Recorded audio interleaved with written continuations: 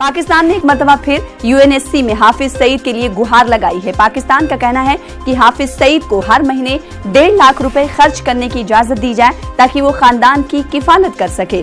UNSC ने पाक के गुहार को मंजूर भी कर लिया है। यूएनएससी ने हाफिज सईद के बैंक खातों पर 2008 में पाबंदी लगा दी थी। अब पाकिस्तान ने एक मरतबा फिर यूएनएससी में हाफिज सईद के लिए गुहार लगाई है। पाकिस्तान का कहना है कि हाफिज सईद को हर महीने 1.5 लाख रुपए खर्च करने की इजाजत दी जाए ताकि वो खानदान की अपनी किफालत कर सके और यूएनएससी ने पाक के गुहार को मंजूर भी कर लिया है। यूएनएससी ने हाफिज सईद के बैंक खातों पर 2008 में पाबंदी लगा दी थी।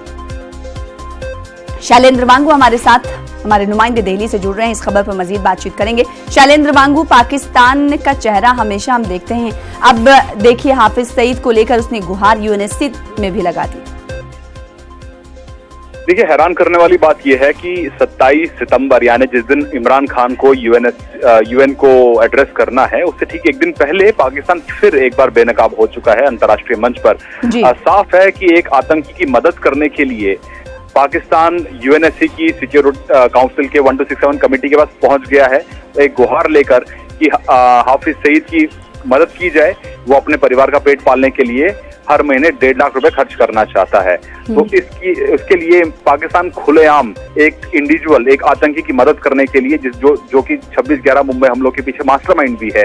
तो ऐसे में ये साफ दिखाता है कि पाकिस्तान में न सिर्फ आतंकियों को पनाह दी जाती है, उनकी परवरिश की जाती है, उनका ख्याल रखा जाता है और अगर जरूरत पड़े तो आतंकी को मदद करने के लिए वो यूएनएससी का दरवाजा भी खटखटा सकता है। हालांकि यूएनएससी ने इसकी इजाजत पाकिस्तान को फिलहाल दे दी है और जो डिटेल हमारे पास है उसके मुताबिक हाफिज सईद ने गुहार लगाई थी पाकिस्तान सरकार से कि उसको हर महीने बच्चों की स्कूल की फीस के लिए और 4 लोगों के का जो परिवार है वो पालने के लिए उसको 1.5 लाख रुपए की जरूरत है ताकि वो खर्च कर सके।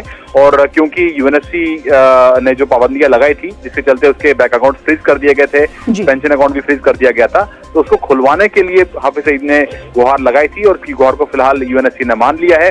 लेकिन बड़ा सवाल ये है कि क्या सिर्फ इन खातों को खोलने से बस एक नाटक है या वाकई में पाकिस्तान ने कार्रवाई की थी? क्योंकि जिस तरह से ग्रे लिस्ट में शामिल किया गया था पाकिस्तान को FATF द्वारा, तो ग्रे लिस्ट में शामिल करने का मतलब यही है कि पाकिस्तान ने टेरर फंडिंग को रोकने के लिए उचित कदम नहीं उठाए हैं। तो ऐसे में ये कहना कि सिर्फ हाफिज सईद जो है वहाँ बहुत मजबूर है और उसके हालात बहुत खराब है 11 साल बीतने के बाद, तो ये कहना गलत होगा क्योंकि JUD के बहुत से ऐसे अकाउंट्स हैं जो आज भी ऑपरेशनल है जिन पर कोई पाबंदी नहीं है। जी, अब भी ये तमाम चीजों को देखते हुए लगता है कि पाकिस्तान का जो स्टैंड है उसमें तजाद है।